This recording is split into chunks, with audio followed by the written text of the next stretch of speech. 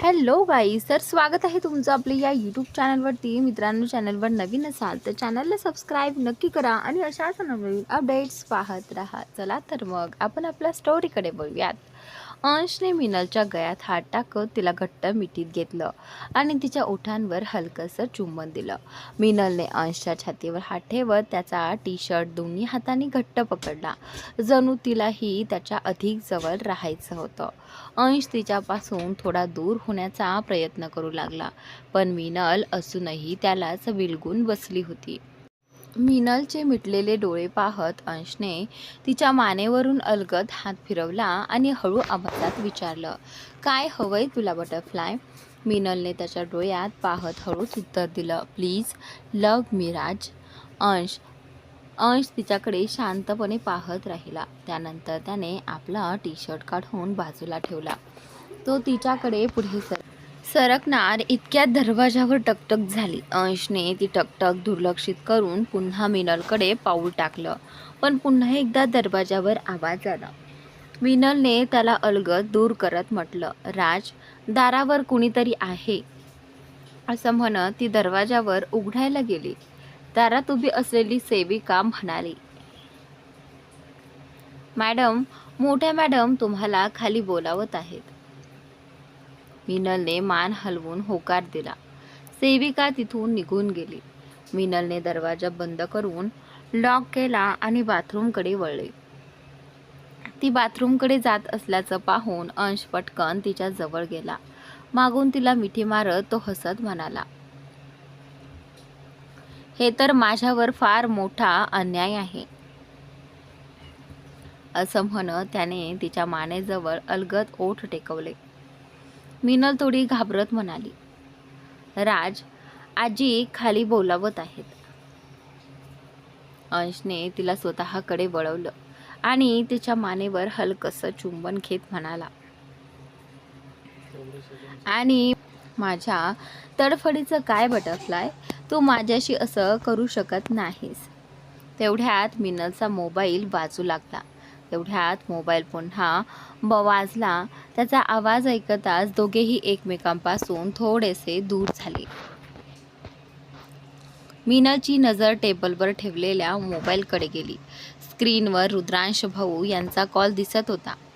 ती अंशला हलकेच दूर करत म्हणाली,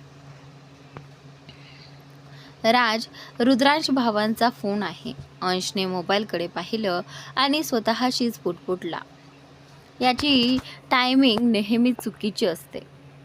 आणि त्यावेळी त्याचं बोलणं ऐकून मिनलने त्याच्याकडे रागाने पाहिलं. अंश हसत म्हणाला, अगं, तुझा भाऊ म्हणजे माझाही मेवणा झाला ना. असं म्हणत त्याने फोन उचलला आणि बाल्कनीत जाऊन बोलू लागला. रुद्रांश म्हणाला, भाऊ, मी जे करायला जातोय ते खूप धोकादायक असू शकतं. एकदा सगळं नीट ऐकून घेतलं असतंस तर. अंश कोणताही भाव न दाखवता शांतपणे म्हणाला, तुला जे योग्य वाटतं ते कर. मला काय हवं आहे हे तुला माहिती आहे. फक्त एवढं बघ, यानंतर ती बाई पुन्हा कोणाच्याही आयुष्यात उभी राहू नये. रुद्रांश थोडा थांबून म्हणाला, भाऊ, मला भीती वाटते की या सगळ्यात विवान तृप्ती, मिनल किंवा मिसेस आर्यन यांना काही धोका तर नाही ना. त्याचं वाक्य पूर्ण होण्याआधीच अंश म्हणाला, त्यांची काळजी तू करू नकोस, ते मी सांभाळेन. विवान आता पुरेसा समजूतदार आहे. तू फक्त तुझ्या कामावर लक्ष दे. ठीक आहे भाऊ. असं म्हणत रुद्रांशने कॉल संपवला. साधारण दुपारी 2च्या सुमारास नित्या विक्रांतसाठी डबा घेऊन कॉलेजमध्ये आली. कॉलेजमध्ये पाऊल ठेवताच तिला काहीसं वेगळं वाटलं. ती विक्रांतच्या केबिनकडे जात असताना अनेक विद्यार्थी तिच्याकडे पाहून हसत होते. ती पटकन केबिनमध्ये गेली, दरवाजा बंद करून लॉक केला आणि सुटकेचा निश्वास सोडला. हे पाहून विक्रांत हसत म्हणाला, काय विचार आहे मिसेस खुराना? आत येताच दरवाजा लॉक? नित्या हलकसं हसत म्हणाली, तसं काही नाही विक्रांतजी. बाहेर खूप विद्यार्थी होते. मला इथे येताना पाहून सगळेच हसत होते. विक्रांत तिच्या जवळ आला. तिच्या हातावर डब्याची पिशवी घेत ती टेबलावर ठेवत म्हणाला, हां, माझंच नशीब खराब. तुम्ही दरवाजा लॉक करताना पाहिलं आणि एका क्षणात कितीतरी सुंदर स्वप्न रंगवून बसलो. त्याचं बोलणं ऐकून नित्या लाजली आणि विषय बदलत म्हणाली, चला आधी जेवण करूया. जेवत असताना विक्रांत म्हणाला, नित्या, माझ्यासोबत डेटला येशील का? हे ऐकताच नित्या क्षणभर थांबली. ती थोडी संकोचून म्हणाली, विक्रांतजी, खरं तर मला तुम्हाला एक गोष्ट विचारायची होती. आज तान्याचा साखरपुडा आहे. मी तिथे जाऊ का? विक्रांतने तिचा थांबलेला हात अलगद पुढे करत हसून उत्तर दिलं, यासाठी परवानगी मागायची गरज नाही. जिथं जायचं असेल तिथे नक्की जा. फक्त मला सांगितलंस तरी पुरेसं आहे. नित्या हसली. तान्या घरी पोहोचली होती. ती आपल्या खोलीत शांतपणे बसून सकाळी आलेला रुद्रांशचा शेवटचा मेसेज पुन्हा पुन्हा वाचत होती. जे काही घडत आहे तो तुझाच निर्णय आहे तान्या. माझ्यापासून दूर जाणं, नमनसोबत साखरपुडा करणं हे सगळं तुझीच निवड आहे. फक्त एवढीच आशा आहे की आज नंतर तुझ्या आयुष्यात फक्त आनंदच आनंद असो. तो संदेश वाचताना तान्या विचारात हरवून गेली होती. तेवढ्यात माही उत्साहाने तिच्या खोलीत आली. तान्या, तान्या, हे बघ ना, यापैकी कोणती अंगठी जास्त छान दिसते ते सांग. असं म्हणत तिने काही अंगठ्या तान्यासमोर धरल्या. तान्याने फिकटसं हसू चेहऱ्यावर आणत उत्तर दिलं, आता त्याचा काय उपयोग? नमनने आधीच अंगठी निवडली आहे. माहीने तिच्याकडे नाराजीने पाहिलं. अगं, स्वतःसाठी नाही तर निदान माझ्यासाठी तरी आनंदी हो. आता जे व्हायचं होतं ते झालं. नमनसोबत साखरपुडा करण्याचा निर्णय तुझाच होता बरं. ते जाऊ दे, माझ्यासाठी तरी एक अंगठी निवड. तान्याने काहीही न बोलता एक अंगठी निवडली. माहीने हसत ती घेतली आणि लगेच खोलीबाहेर निघून गेली. संध्याकाळची वेळ. अंश एका सुमारे 50-52 वर्षाच्या व्यक्तीशी व्हिडिओ कॉलवर बोलत होता. अंश गंभीर आवाजात म्हणाला, अंकल, कृपया परत या. आज दोघांनाही तुमची गरज आहे. समोरचे गृहस्थ शांतपणे म्हणाले, ती मला कधीच स्वीकारणार नाही अंश. आणि त्यावेळी अंश ठाम स्वरात म्हणाला, आता विचार करण्याची वेळ नाही. अंकल, तुम्ही फक्त परत या. मी तुमची वाट पाहतो. असं म्हणत अंशने कॉल संपवला. कॉल कट करून अंश स्वतःशीच उठला. मला मीनलशी बोलायला हवं. खरं सत्य समजल्यानंतर ती मला नाही, मी असं होऊ देऊ शकत नाही. असा विचार करत अंश पुन्हा खोलीत आला. मीनल ओशन ग्रीन रंगाचा लेहेंगा घालून आरशासमोर उभी राहून गळ्यात नेकलेस घालत होती. अंश हळूच तिच्या जवळ गेला आणि तिच्या उघड्या कमरेवर अलगद हात फिरवला. अंशचा स्पर्श होताच मीनल लाजत म्हणाली, राज, मला त्रास देऊ नका. मला आधीच उशीर झाला आहे. अंश मागून तिला आपल्या मिठीत घेत म्हणाला, काही हरकत नाही. मी आहे ना. मी असताना तुला कोणीही काही बोलू शकत नाही. मीनलने अंशच्या गालावर हात ठेवत म्हटलं, ठीक आहे राज, पण नात्यांमध्ये भीतीला जागा नसावी. कारण जिथे भीती असते तिथे प्रेम आणि भावना हळूहळू संपून जातात. अंशने मीनलला आपल्याकडे वळवून तिचा चेहरा दोन्ही हातात घेत म्हणाला, बटरफ्लाय, ज्यांनी नात्यांची थट्टा होताना पाहिली असते ना, त्यांचा नात्यांवरचा विश्वासच उडून जातो. मग त्यांच्यासाठी नातं महत्त्वाचं राहत नाही. ते फक्त एवढंच पाहतात की लोक त्यांच्याशी कसं वागतात. जो माझ्याशी चांगलं वागतो त्याच्याशी मीही चांगलंच वागतो. आजोबांनी सांगितलेली एक गोष्ट नेहमी माझ्या लक्षात असते. प्रत्येकाचा आदर करा, पण कोणाचीही भीती बाळगू नका. Give respect, take respect. अंशने मीनलच्या कपाळावर अलगद चुंबन घेत म्हटलं, मी आता जे बोलणार आहे ते कायम लक्षात ठेव. मला कोणाची सहानुभूती नको, कोणाचं कृत्रिम आपलेपण नको. फक्त तू मला समजून घे. आयुष्यभर माझ्या सोबत राहा, माझी साथ दे. तू माझ्यावर प्रेम कर, माझी काळजी घे. आयुष्य जगण्यासाठी माझ्यासाठी एवढंच पुरेसं आहे. मीनल त्याच्या चेहऱ्याकडे बारीकाने पाहत म्हणाली, काय झाले राज? आज अचानक अशा गोष्टी का बोलत आहात?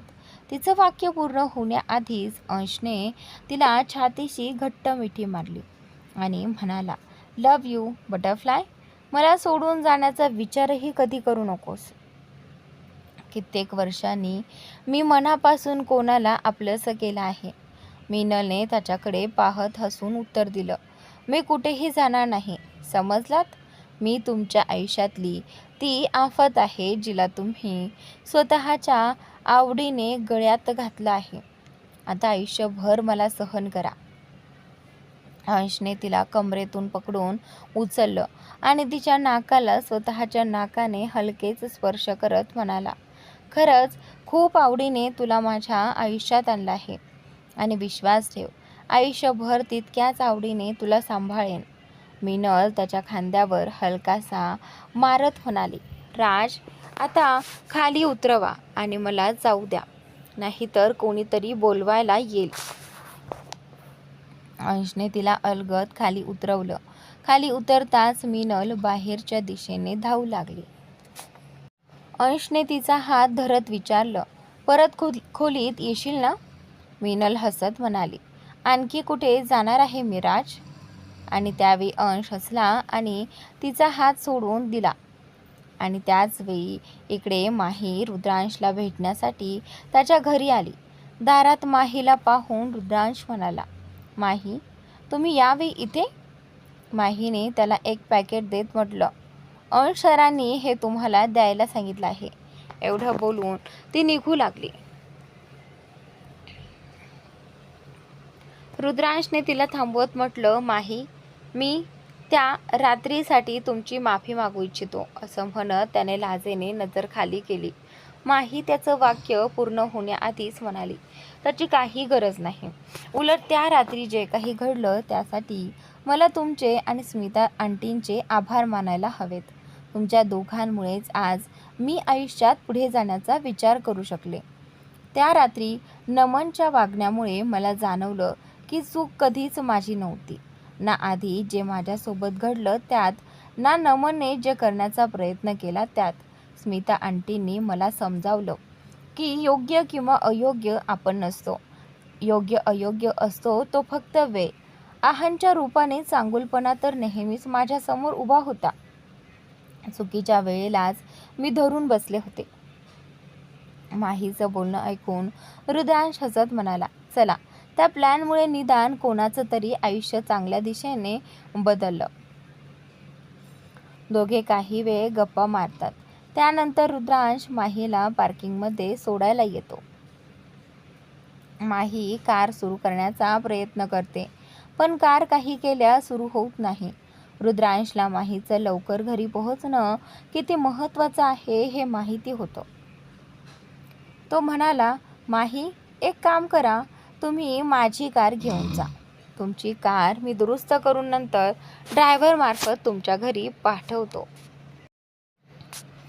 माही रुद्रांशच्या कारमध्ये बसत म्हणाली, जे लोक नेहमी इतरांचं भलं विचारतात आणि भलं करतात त्यांच्या आयुष्यात कधीच वाईट घडत नाही. बघा, तुमच्यासोबतही सगळं चांगलंच होईल. रुद्रांशने हसत मान डोलावली आणि काही वेळानंतर नित्या वंशला सोबत घेऊन तान्याच्या साखरपुड्याच्या ठिकाणी जात होती. रस्त्यात मोठी गर्दी पाहून ड्रायव्हरने कार थांबवली आणि पुढे काय झालं आहे म्हणून लोकांना विचारलं तेव्हा समजलं की पुढे एका कारचा अपघात झाला आहे. नित्या कुतूहलाने ॲम्ब्युलन्सकडे पाहते. तिथे वॉर्ड बॉय एका जखमी व्यक्तीला स्ट्रेचरवर झोपवून ॲम्ब्युलन्समध्ये नेत असतात. त्या जखमी व्यक्तीला पाहताच नित्याच्या पायाखालची जमीन सरकते. ती घाईघाईने ड्रायव्हरला ॲम्ब्युलन्सच्या मागे कार घेऊन जाण्यास सांगते. इकडे समारंभाच्या ठिकाणी तान्या आणि नमन कुटुंबासोबत समारंभाच्या ठिकाणी पोहोचले होते. मिनल अंशसोबत रस्त्यात होती. संपूर्ण प्रवासभर अंश खूपच चिंताग्रस्त दिसत होता. दोघांमध्ये एकही शब्द झाला नव्हता. गाडी थांबताच मिनल अंशला विचारते, राज, तुम्ही इतके चिंतेत का आहात? अंश स्वतःला सावरत म्हणाला, काही नाही बटरफ्लाय, फक्त रुद्रांशचा फोन खूप वेळापासून बंद येतोय. तरुणला चौकशी करायला सांगितलं आहे. तू काळजी करू नकोस, सगळं ठीक होईल. मिनल शांतपणे मान हलवते. तेवढ्यात स्मिता मॅडमना दिशाचा फोन येतो. दिशा म्हणते, स्मिता मॅडम, काहीही करा पण हा साखरपुडा होऊ देऊ नका. त्यानंतर दिशा स्मिता मॅडमना अशी एक गोष्ट सांगते की त्या आणखीनच चिंतेत पडतात. स्टेजवर ठेवलेल्या 2 कपल चेअर्स पाहून तृप्ती, मिनल आणि विवानला म्हणाली, अगं, हे दोघं इतक्या मोठ्या खुर्च्यांवर बसणार थोडं विचित्र नाही वाटणार? विवान तृप्तीच्या डोक्यावर हलकासा टप्पल मारत म्हणाला, तू खरंच वेडी आहेस तृप्ती. ही एक नाही 2 जोडप्यांसाठी आहे. मिनल आणि तृप्ती एकदम आश्चर्याने म्हणाल्या, 2 जोडपी? विवान हसत म्हणाला, एवढा गोंधळ करू नका, हे सिक्रेट आहे, फक्त बघत जा. तान्या नमनसोबत येऊन सोफ्यावर बसली. नमन मात्र चेहऱ्यावर एक चलाक स्मित ठेवून सगळ्यांकडे पाहत होता. कधी तो हसून माहीकडे पाहत होता तर कधी स्मिता मॅडमकडे. केशवजी पुढे येत आहानचा हात धरून त्याला स्टेजवर घेऊन आले. आहान त्यांच्या या कृतीने आश्चर्यचकित झाला. केशवजींनी स्मिता मॅडमना इशारा केला. त्यांनी माहीला आणून आहानच्या शेजारी बसवलं. माही आणि आहान एकमेकांकडे गोंधळलेल्या नजरेने पाहू लागले. केशवजींनी आहानच्या हातात माहीचा हात ठेवत म्हटलं, कारण माहीला मी माझी मुलगी मानलं आहे, म्हणून माझी इच्छा आहे की तान्या आणि नमनच्या आधी माही आणि आहान यांनी एकमेकांना अंगठी घालून मनापासून एकमेकांना स्वीकारण्याचा निर्णय घ्यावा. हे ऐकून माहीच्या डोळ्यात अश्रू दाटून आले. काहीच दिवसात तिचं संपूर्ण आयुष्य बदलून गेल्यासारखं तिला वाटत होतं. केशवजी बोलत असताना बाजूला उभी असलेली वाणी मात्र रागाने माहीकडे पाहत होती. या सगळ्यापासून अनभिज्ञ असलेले माही आणि आहान मात्र एकमेकांची साथ मिळाल्यामुळे खूप आनंदी दिसत होते. रीमा आत्या आणि त्यांचं कुटुंबही तान्याच्या साखरपुड्यासाठी आले होते. आजीच्या शेजारी बसलेल्या रीमा आत्या म्हणाल्या, अंशच्या लग्नानंतर मला पुन्हा कधी आपल्या घरी येता येईल असं वाटलंच नव्हतं. आजी चिडून म्हणाल्या, हे सगळं मिनलमुळे शक्य झालं. तिच्यामुळेच आज तू पुन्हा आपल्या कुटुंबाला भेटू शकली आहेस. आता शांतपणे हा साखरपुडा बघ आणि निघून जा. रीमा आत्या म्हणाल्या, आई, तुम्ही माझ्याशी असं कसं बोलू शकता? मी तुमची मुलगी आहे. आजी रागाने म्हणाल्या, तुझ्यासारखी मुलगी असण्यापेक्षा नसलेलीच बरी. आणि त्यावेळी रीमा आत्या चिडून म्हणाल्या, आई. आणि त्यावेळी आजी म्हणाल्या, आवाज चढवू नकोस. रीमा, माझा राग आणण्यापूर्वी इथून निघून जा. आणि लक्षात ठेव, अंशने अजूनही तुला माफ केलेलं नाही. रीमा उपहासाने हसत म्हणाल्या, त्याच्या माफीची गरज कोणाला आहे? त्याचं साम्राज्य आता फार दिवसांचं पाहुणं नाही. असं म्हणत त्या तिथून निघून गेल्या. मात्र त्यांच्या शब्दांनी आजींच्या मनात शंकेचं बीज पेरलं. माहीने आहानला अंगठी घातली.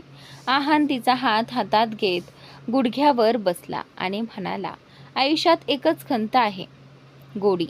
तू मला खूप उशिरा भेटलीस माही. तुला माहिती आहे ना तू माझ्यासाठी काय आहेस?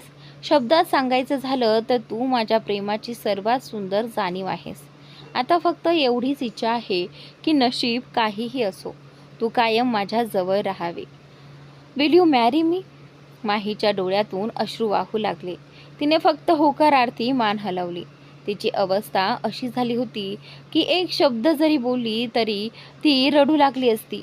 आहाने तिला अंगठी घातली आणि घट्ट मिठी मारली. उपस्थित सर्वांनी टाळ्यांचा कडकडाट केला. दुसरीकडे वाणी डोळ्यात अश्रू घेऊन रागाने पाय आपटत बाहेर निघाली. तेवढ्यात तिची समोरून येणाऱ्या नित्याशी धडक झाली. नित्या तिला सावरत म्हणाली, वाणी, काय झालं? एवढ्या घाईत कुठे चालली आहेस? आणि त्यावेळी वाणीने वर पाहिलं. तिच्या डोळ्यातले अश्रू पाहून नित्या म्हणाली, वाणी, तू रडते आहेस? नित्याचं बोलणं ऐकून वाणीने रागाने एक कटाक्ष माहीकडे टाकला. नित्यालाही ते जाणवलं. वाणी म्हणाली, काही नाही वहिनी, भाऊ खूप वेळापासून तुमची वाट पाहत आहेत, तुम्ही जा. असं म्हणत ती तिथून निघून गेली. आता तान्या आणि नमनच्या अंगठी समारंभाची वेळ आली होती. तान्या बराच वेळ शांतपणे सोफ्यावर बसली होती. तृप्तीने तिच्या हातात अंगठी दिली. नमनने स्वतःचा हात पुढे केला. तेवढ्यात प्रवेशद्वाराकडून एक परिचित आवाज ऐकू आला. खूप दूर आहेस, मजबूरही आहेस, तरीही तुझी आठवण येते. तुझ्याच गोष्टी आठवतात. तुझ्याशिवाय जगणं कठीण वाटतं. आता तर तुझ्या आठवणीतच वेळ निघून जातो. कुठल्याही बहाण्याने परत ये. इथे सगळं काही आहे, पण तुझ्याशिवाय सगळंच अपूर्ण वाटतं. असं म्हणत रुद्रांश चालत स्टेजवर आला. रुद्रांशची अवस्था पाहून तान्या घाबरत त्याच्या जवळ आली. त्याच्या डोक्यावर बांधलेली पट्टी हाताने स्पर्श करत ती म्हणाली, रुद्र, हे सगळं काय झालं? रुद्रांश हसत तिचा हात हातात घेत म्हणाला, फक्त तुम्हाला त्रास दिल्याची शिक्षा मिळाली आहे. तान्या घाबरून म्हणाली, रुद्र, तुझा शर्ट पाहिलास का? किती रक्त लागलं आहे. आणि त्यावेळी रुद्रांशने तिच्या ओठांवर बोट ठेवत तिला शांत केलं आणि तिच्या समोर गुडघ्यावर बसत म्हणाला, आज कोणताही वाद नको, सरळ बोलतो. तान्या, मी तुझ्याकडे आयुष्यभराची साथ मागायला आलो आहे. माझी कोणतीही अट नाही, फक्त निर्णय तुझा आहे. तुझ्या आयुष्यात माझं स्थान किती आहे? तान्या, माझ्याशी लग्न करशील? तान्या हलकसं हसली आणि म्हणाली, तुला पहिल्यांदा पाहिलं तेव्हाच कधीच वाटलं नव्हतं की तू माझ्या आयुष्यात इतका खास बनशील. तान्या एवढं बोलताच नमन त्या दोघांजवळ आला आणि रुद्रांशच्या छातीवर जोरात लाथ मारत ओरडला, बस करा तुम्ही दोघांनी हा लैला मजनूचा तमाशा.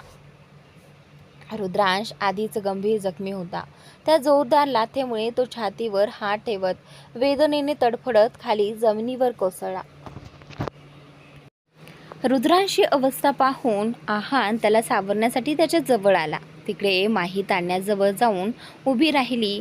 विवान, तृप्ती, मिनल आणि इतर सगळेही त्यांच्या जवळ आले. मिनल रुद्रांशला पाण्याचा ग्लास देत विचारते, दादा, तुम्ही ठीक आहात ना?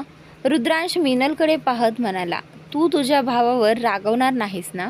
मिनल गोंधळून त्याच्याकडे पाहत म्हणाली, दादा, तुम्ही काय बोलत आहात? आधी कृपया थोडं पाणी प्या. तिकडे नमन पुन्हा एकदा रुद्रांशच्या दिशेने पुढे सरकला, पण तो त्याच्यापर्यंत पोहोचण्याआधीच कोणीतरी त्याच्या गालावर जोरदार थप्पड मारली. त्या जोरात नमन काही अंतरावर जाऊन खाली पडला. नमनचे वडील मिस्टर समरवाल त्याला तडफडताना पाहून ओरडत म्हणाले, अंश, तुझी हिंमत कशी झाली नमनवर हात उचलायची? विसरू नकोस तुझ्या बहिणीचं त्याच्याशी लग्न. अंशने हात दाखवत त्यांना मध्ये थांबवलं आणि रागाने म्हणाला, पहिली गोष्ट, माझ्यावर आवाज चढवण्याआधी दोनदा विचार करत जा, मिस्टर समरवाल. आणि दुसरी गोष्ट म्हणजे तान्याचं अजून नमनसोबत साखरपुडा देखील झालेला नाही. लग्न तर खूप दूरची गोष्ट आहे. नमनने जे काही केलं ते तुम्हाला दिसलं नाही का? आणि साखरपुड्याबद्दल बोलायचं झालं तर मी तान्याचा मोठा भाऊ अंश आर्यन या क्षणी ही साखरपुड्याची बोलणी मोडतोय. अंशने तान्याच्या खांद्यावर हात ठेवत तिला स्वतः जवळ घेतलं आणि ठामपणे म्हणाला, तान्याचा साखरपुडा आणि लग्न दोन्ही तिच्या स्वतःच्या इच्छेनुसारच होईल. अंशचं बोलणं ऐकून नमन हसत म्हणाला, खरंच? मग सांगा त्यांना. तान्या, तुझी इच्छा काय आहे? माझ्याशी लग्न करायचं की तुझ्या लाडक्या लहान भाऊ बहिणीचं सत्य सगळ्यांसमोर आणायचं? हे ऐकताच तान्या एका क्षणासाठी घाबरून गेली. तेवढ्यात रुद्रांश उठून उभा राहिला आणि म्हणाला, तुला सत्य समोर आणायची एवढीच हौस आहे ना? मग आधी तुझंच सत्य तुला दाखवतो. असं म्हणत त्याने सर्व मीडिया प्रतिनिधींना पार्टी बाहेर जाण्यास सांगितलं. मुलांनी सर्व मीडियाला बाहेर पाठवलं. त्यानंतर रुद्रांशने प्रोजेक्टरवर नमन आणि रुचीचे काही जुने फोटो दाखवले. रुची ही रीमा बुवांची मुलगी होती. ते फोटो पाहताच उपस्थित सगळेच हादरले. पहिल्या फोटोमध्ये दोघे एका पार्टीत एकमेकांच्या खूप जवळ उभे होते. दुसऱ्या फोटोमध्ये ते दोघे कारमध्ये बसून एकमेकांना किस करताना दिसत होते. हे पाहून रीमा बुवा संतापून ओरडल्या, हे काय बकवास आहे? अंश, माझ्यापर्यंत ठीक होतं, पण माझ्या मुलांवर आलं तर मी कोणालाही सोडणार नाही. अंश त्यांच्याकडे रोखून पाहत म्हणाला, बुवा तुम्ही तरी कोणाला सोडलं? तान्या, विवान, तृप्ती की मिस्टर अँड मिसेस आर्यन? नाही, कुणालाच नाही. तुम्हाला वाटलं मला काहीच कळणार नाही. इतके दिवस हे सगळे प्रकार कोण घडवत होतं?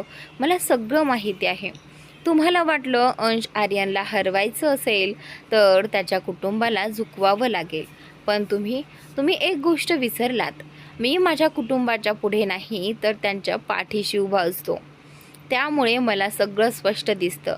आता जे काही घडत आहे ते तुमच्या स्वतःच्या कर्माचं फळ आहे. असं म्हणत अंशने रुद्रांशला पुढे बोलण्याचा इशारा केला. रुद्रांश पुढे म्हणाला, तर ही आहे रुची. खरं तर माझी तिच्याशी कोणतीही वैयक्तिक शत्रुत्व नाही, पण नमन आणि तिच्या स्वतःच्या आईमुळे आज तिला हे सगळं सहन करावं लागत आहे. नमन आणि रुची एकमेकांच्या खूप जवळ होते, हे फोटोंवरून स्पष्ट दिसतंय. पण खरी गोष्ट वेगळीच होती.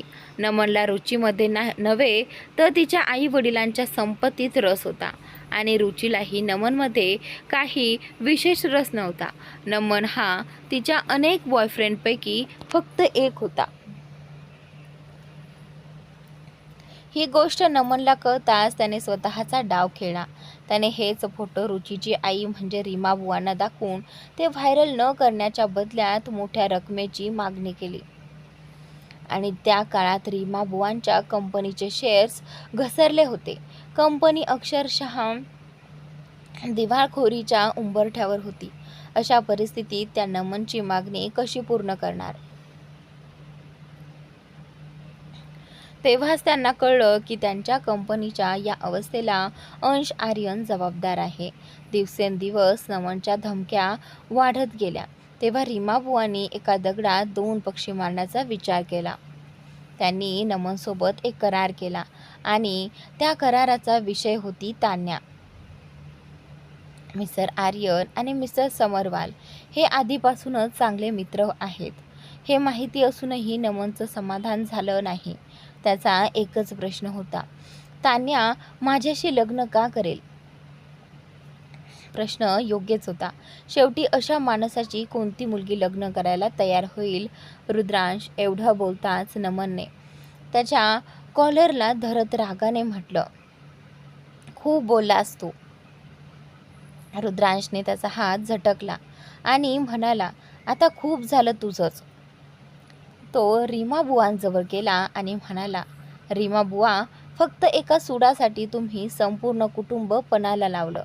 स्वतःच्या कुटुंबाच्या प्रतिष्ठेचाही एकदाही विचार केला नाही. तुम्ही नमनला अशी माहिती दिली ज्याच्या आधारावर तो तान्याला लग्नासाठी ब्लॅकमेल करू लागला. लग्न मंडपात आनंदाचं वातावरण होतं, पण काही क्षणातच सगळं बदललं. रीमा आत्या रागाने थरथरत अंशकडे पाहत म्हणाल्या, काय इतकं मोठं गुपित आहे की आर्याने नमनसारख्या माणसाशी लग्न करायलाही होकार दिला? कधी विचार केलास का?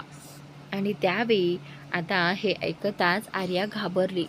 ती पटकन रीमा आत्यांसमोर आली. नाही आत्या, कृपया काही बोलू नका. मी या लग्नासाठी तयार आहे. रीमा आत्या तिचा हात झटकत म्हणाल्या, आता विनवण्या करूनही काही उपयोग नाही. माझ्या कुटुंबावर संकट आलं तर मी कुणाचीही पर्वा करत नाही. दरम्यान नमन, विवान आणि तृप्तीजवळ जाऊन हसत म्हणाला, तुम्हा दोघांना तुमच्या आई वडिलांचं खरं सत्य जाणून घ्यायचं नाही का? इतक्यात रीमा आत्या पुन्हा पुढे आल्या. अरे, त्यांना काय सांगणार? यांना तर स्वतःचे खरे वडील कोण आहेत हेच माहिती नाही. कदाचित त्यांच्या आईलाही माहीत नसेल. ते एक शब्द ऐकताच सभागृहात शांतता पसरली. विवान आणि तृप्ती दोघांनीही त्यांच्या आई स्मिताकडे पाहिलं. त्या मान खाली घालून अश्रू लपवत उभ्या होत्या. आजी संतापून म्हणाल्या, रीमा, पुरे झालं. एक शब्दही पुढे बोलायचा नाही. पण विवान आईजवळ गेला. आई, कृपया गप्प राहू नकोस. माझ्यासाठी सत्य तेच आहे जे तू सांगशील. दुसऱ्यांच्या बोलण्यावर माझा विश्वास नाही. पण तुझी शांतता आम्हा सगळ्यांना त्रास देत आहे. स्मिताच्या डोळ्यातून अश्रू वाहू लागले, पण शब्द मात्र बाहेर येत नव्हते.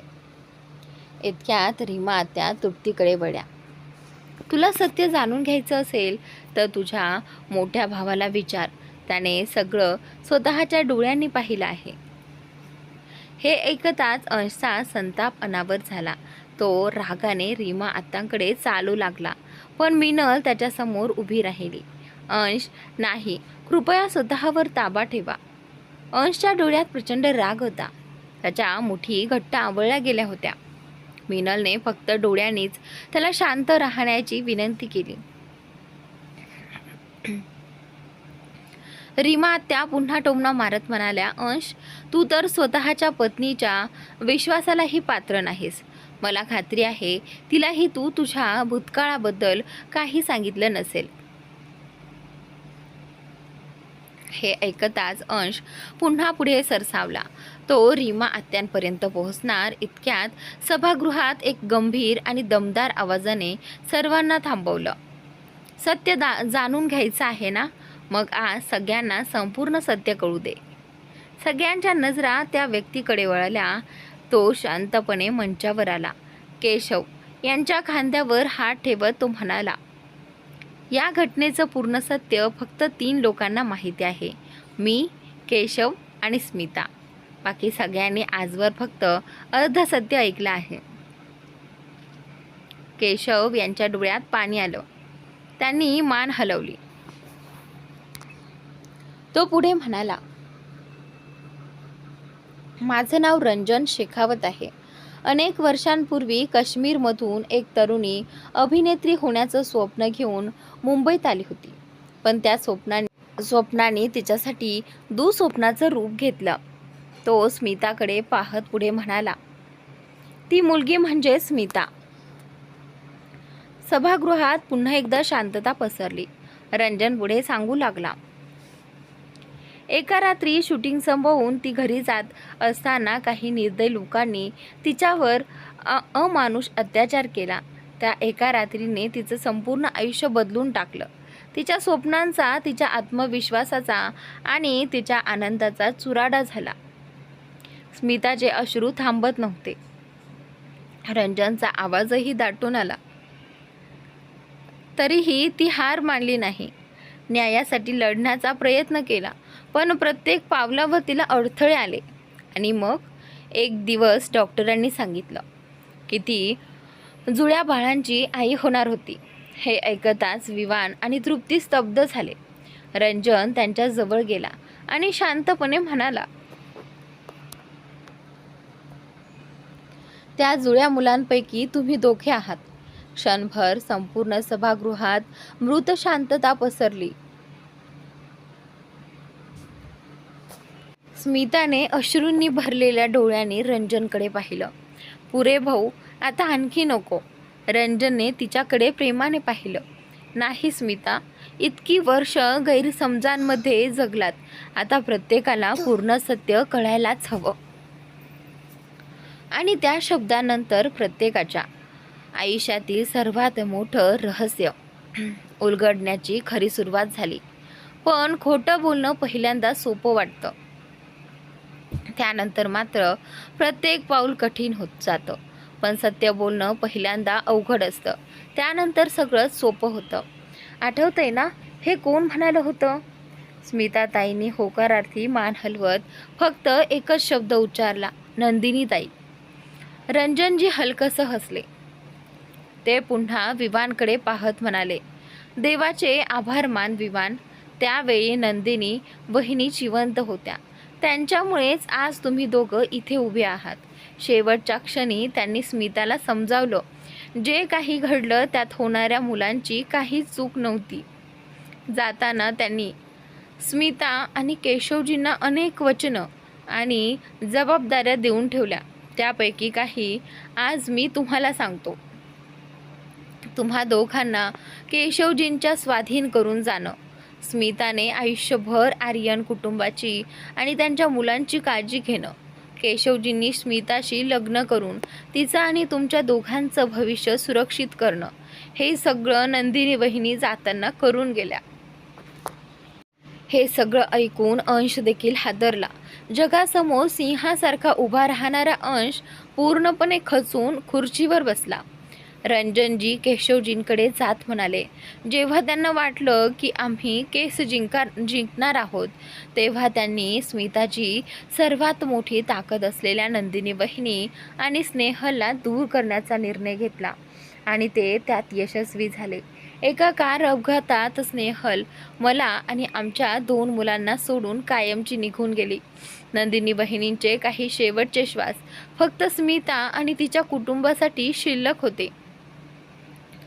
त्यांना माहिती होतं की त्या आता वाचणार नाहीत, त्यामुळे त्यांनी त्यांच्या सर्व जबाबदाऱ्या स्मितावर सोपवल्या आणि विवान व तृप्तीला नवजीवन दिलं. एक चांगलं आणि सुरक्षित आयुष्य दिलं. त्यांनी स्मिता आणि केशवजींचं लग्न लावून दिलं आणि त्यानंतर त्या सगळ्यांना कायमचं सोडून गेल्या. हे सांगताना रंजनजींचे डोळेही पाणावले होते. स्वतःला सावरत ते पुढे म्हणाले, आम्ही केस जिंकलो पण अनेक आयुष्य हरलो. स्नेहल गेल्यानंतर मला माझ्या मुलांना स्वतःपासून दूर ठेवावं लागलं. मुलगा मोठा होता म्हणून त्याला जगापासून लपून कसं जगायचं हे शिकवलं. पण माझी मुलगी, माझी छोटीशी परी, तिला मला अनाथाश्रमात पॅन्टीताईकडे सोडावं लागलं.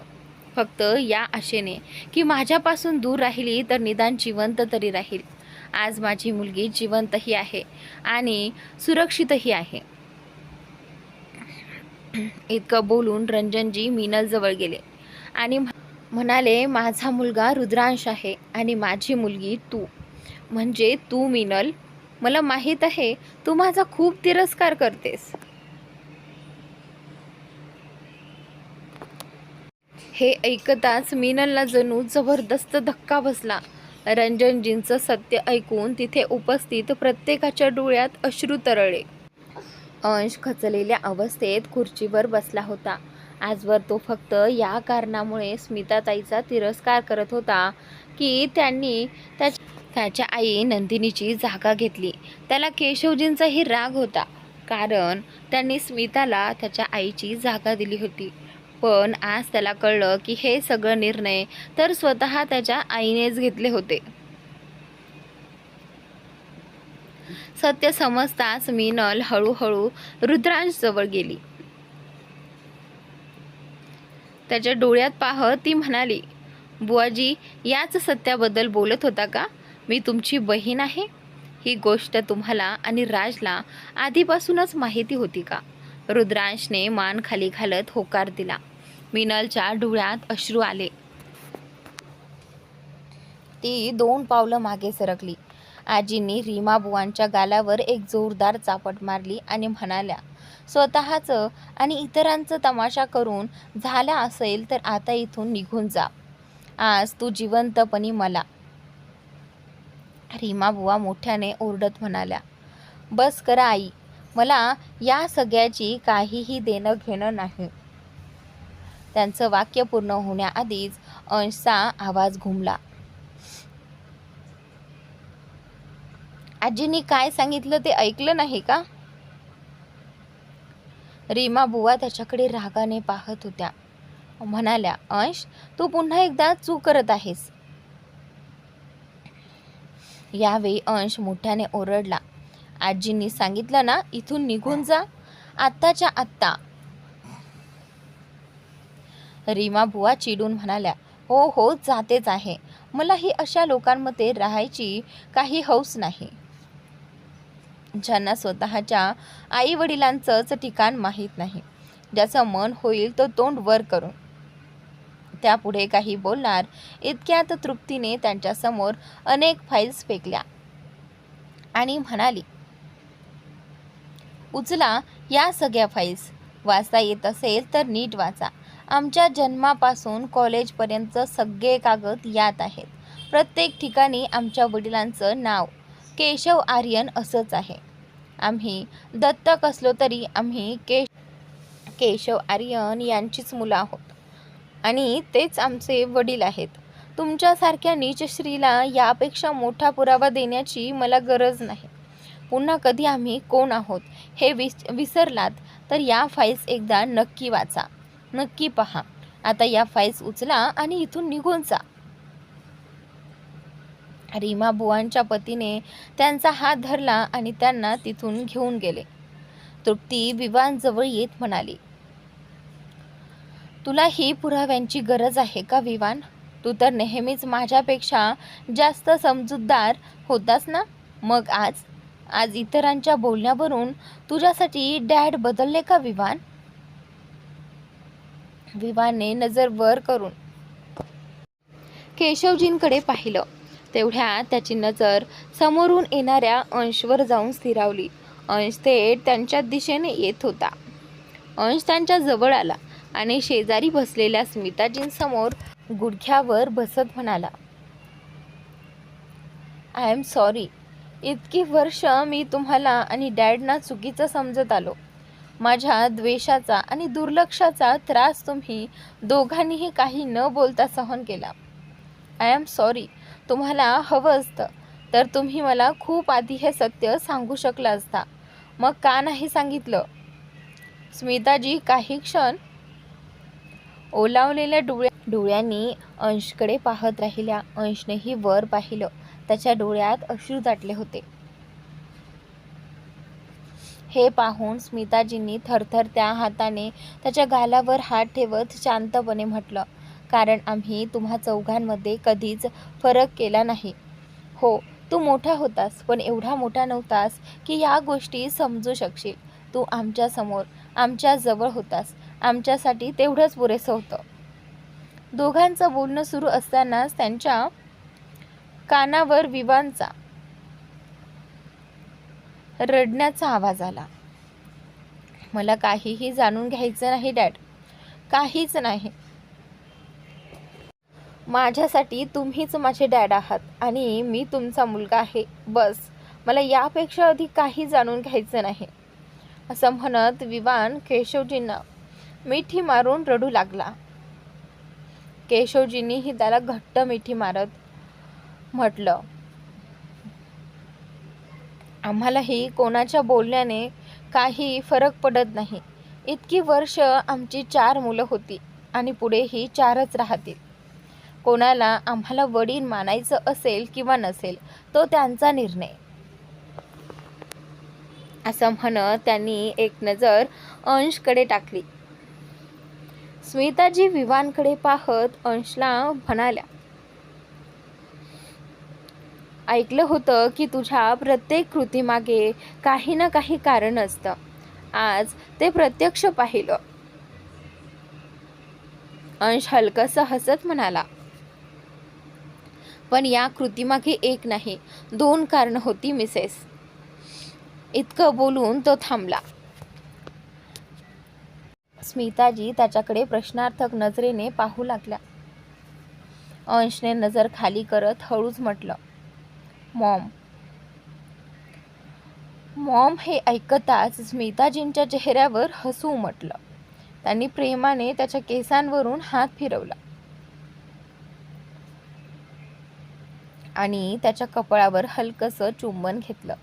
अंशच्याही चेहऱ्यावर अनेक वर्षांनी खरं हसू उमटलं. स्मिताजी प्रेमाने त्याला समजावत म्हणाल्या, तुझ्या डॅडना तुझी खूप गरज आहे. इतकी वर्ष ते तुझ्याशी बोलण्यासाठी आतुर होते. अंश, तुझ्यासाठी त्यांची जी तळमळ होती ती फक्त मीच पाहिली आहे. हे बोलून त्यांनी हलकेच मान डोलावली. इकडे विवान अजूनही केशवजींना मिठी मारून उभा होता. केशवजींनी तृप्तीकडे पाहत आपला दुसरा हात पुढे केला. तृप्ती क्षणभर थांबली आणि धावत जाऊन केशवजींच्या मिठीत शिरली. त्यांच्या छातीशी बिलगत हुंदके देत ती म्हणाली, थँक्यू डॅड, थँक्यू. केशवजींनी तिच्या केसांवर प्रेमाने हात फिरवला. तेवढ्यात अंश मागून येऊन केशवजींना मिठी मारत म्हणाला, sorry dad, I am so sorry. Maugham गेल्यानंतर मी कधीच तुम्हाला समजून घेण्याचा प्रयत्न केला नाही. त्यानंतर आयुष्याच्या धावपळीत आणि जगाच्या गर्दीत सगळंच मागे राहिलं. I am sorry. मला माहिती आहे सॉरी हा शब्द खूप छोटा आहे, पण गेलेला काळ मी परत आणू शकत नाही. केशवजींच्या डोळ्यातही अश्रू आले, पण चेहऱ्यावर हसू होतं. ते हसत म्हणाले, आज तुम्ही सगळ्यांनी मिळून मला हार्ट अटॅक द्यायचाच विचार केला आहे का? हे ऐकताच विवान आणि तृप्ती लगेच त्यांच्यापासून थोडे दूर झाले आणि रागवल्यासारखे त्यांच्याकडे पाहू लागले. मात्र अंश अजूनही त्यांना घट्ट मिठी मारून उभाच होता.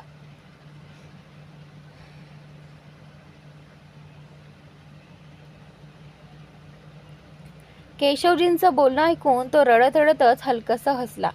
केशवजींनी अंशला समोर उभं केलं आणि त्याच्या खांद्यावर हात ठेवत म्हणाले, माझा मुलगा करू शकणार नाही अशी या जगात एकही गोष्ट नाही.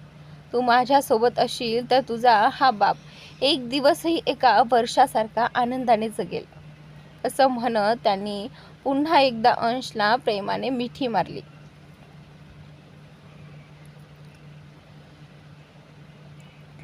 भावूक झालेलं वातावरण हलकं करण्यासाठी अंश हसत म्हणाला, तुम्ही अजिबात काळजी करू नका. ऑफिसचं सगळं काम मी विवानच्या डोक्यावर टाकेन आणि दिवसभर तुमच्यासोबत मज्जा करत फिरेल. हे ऐकताच सगळे मनापासून हसू लागले. तेवढ्या तान्या केशवजींजवळ येत हसून म्हणाली, तुम्ही सगळे एकमेकांना मिठ्या मारण्यात इतके गुंग झाला आहात की 4 मुलांपैकी एक मुलगी मीही आहे हे विसरू नका. तान्याचं बोलणं ऐकून केशवजींनी हसत आपल्या 4ही मुलांसाठी दोन्ही हात पसरले. रुद्रांशने आपल्या मोबाईलमध्ये त्या सुंदर क्षणांचा फोटो टिपला. फोटो काढताना त्याच्या मनात विचार आला, आज जर माझी आई स्नेहल जिवंत असती तर माझं कुटुंबही असंच एकत्र असतं. पूर्ण कुटुंब, आई, रंजनजी आणि माझी लहान बहीण मिनल, सगळे त्या आनंदाच्या क्षणात रमलेले असतानाच विक्रांतचा घाबरलेला आवाज आला, मिस्टर आर्यन, ती मिनल. मिनलचं नाव ऐकताच सगळ्यांच्या चेहऱ्यावरील हसू क्षणात नाहीसं झालं आणि सर्वांनी विक्रांतकडे पाहिलं. विक्रांतकडे पाहताच अंश आणि रुद्रांश यांनी क्षणाचाही विलंब न करता संपूर्ण पार्टीत मिनलचा शोध घेण्यासाठी नजर फिरवली. त्यांना इकडे तिकडे पाहून विक्रांत घाईघाईने म्हणाला, ती मागच्या गेटने बीचच्या दिशेने गेली आहे. वाणीने बराच वेळ तिचा पाठलाग केला पण काही उपयोग झाला नाही. मिनल तिच्या नजरेआड झाली. हे ऐकताच रुद्रांश काहीही विचार न करता मागच्या गेटच्या दिशेने निघाला. बाकीचेही मिनलबद्दल चिंतित झाले. हे पाहून अंशने रुद्रांशला थांबवत म्हटलं, रुद्र थांब. रुद्रांश थांबला आणि प्रश्नार्थक नजरेने अंशकडे पाहू लागला. अंश त्याच्या जवळ येऊन विवानकडे पाहत म्हणाला, विवान, मिनलचा फोन ट्रेस कर. मी बीचच्या दिशेने जातोय. लोकेशन मिळताच मला लगेच पाठव. रुद्र, तुला दुखापत झाली आहे. तू विश्रांती घे. तान्या, तृप्ती सगळ्यांना घरात घेऊन जा. मी मीनलला घेऊन येतो. त्यानंतर तो आहानकडे वळून म्हणाला, आहान, रुद्र कुठेही जाऊ देऊ नकोस. हे ऐकताच रुद्राजने आधी अंशकडे आणि मग आहानकडे पाहिलं. त्याच्या चेहऱ्यावरचे भाव जणू सांगत होते, मी काही लहान मुलगा नाही. अंश काही मुलांना सोबत घेऊन बीचच्या दिशेने निघाला. सगळेजण मीनलचा शोध घेत होते. तेवढ्यात विवाने अंशच्या मोबाईलवर मीनलची लोकेशन पाठवली. लोकेशन पाहून अंश तिथे पोहोचला. समुद्र किनाऱ्यावर वाळूत एकटी बसलेली मीनल त्याला दिसली. अंशने सोबत आलेल्या मुलांना परत पाठवलं आणि स्वतः शांतपणे मीनलकडे चालत गेला. तो तिच्या शेजारी बसत हलक्या आवाजात म्हणाला, म्हणजे तू इथे बसली आहेस. माहिती आहे मी किती घाबरलो होतो. मीनल समुद्राच्या लाटांकडे पाहत शांत स्वरात म्हणाली, का तुम्हाला असं का वाटलं की तुमचं सत्य समजताच मी तुम्हाला सोडून निघून जाईन? आणि त्यावेळी काळजी करू नका राज, मी तुम्हाला सोडून जाणार नाही. कारण तुमच्यापासून दूर राहण्या इतकं दुःख तुम्हाला होईल त्यापेक्षा कितीतरी जास्त वेदना मला होतील. काय करू, आता तुमची सवयच झाली आहे. अंशने तिचे वाऱ्याने उडणारे केस अलगद कानामागे सारले आणि विचारलं, माझ्यावर रागावली आहेस? मीनलने डोळ्यातले अश्रू रोखून धरत उत्तर दिलं, एका क्षणात माझे सगळे हक्क खोटे ठरले आणि आता पुन्हा हक्क गाजवायची भाषा करता? अंश तिच्या समोर गुडघ्यावर बसला आणि तिच्या डोळ्यात पाहत म्हणाला, माझं प्रेम इतकं कमकुवत होतं का की एका सत्यासमोर फिकं पडेल? मीनल त्याच्या डोळ्यात पाहत शांतपणे म्हणाली, तुमच्यावर प्रेम करण्याआधी मी तुमच्यावर विश्वास ठेवला होता राज. अंशने तिच्या गालावर हात ठेवत प्रेमाने म्हटलं, प्रेमही तसंच आहे, विश्वासही तसाच आहे बटरफ्लाय, फक्त पाहण्याचा दृष्टिकोन बदलला आहे. मीनल ओलावलेल्या डोळ्यांनी त्याच्याकडे पाहत म्हणाली, बरं मग सांगा मी काय करू? अचानक जाऊन वर्षानुवर्ष तुटलेली हरवलेली नाती स्वीकारू की उद्या ती नातीही खोटी किंवा बनावटी निघाली तर? अंश तिच्याकडे आश्चर्याने पाहत म्हणाला, काय बोलतेस तू बटरफ्लाय? ते तुझे वडील आहेत आणि तुझे भाऊही. त्यांच्यावर असा संशय कसा काय घेऊ शकतेस? तर मित्रांनो, आजचा भाग इथे संपलेला आहे. स्टोरी खूपच इंटरेस्टिंग आहे, तर नक्की पहा.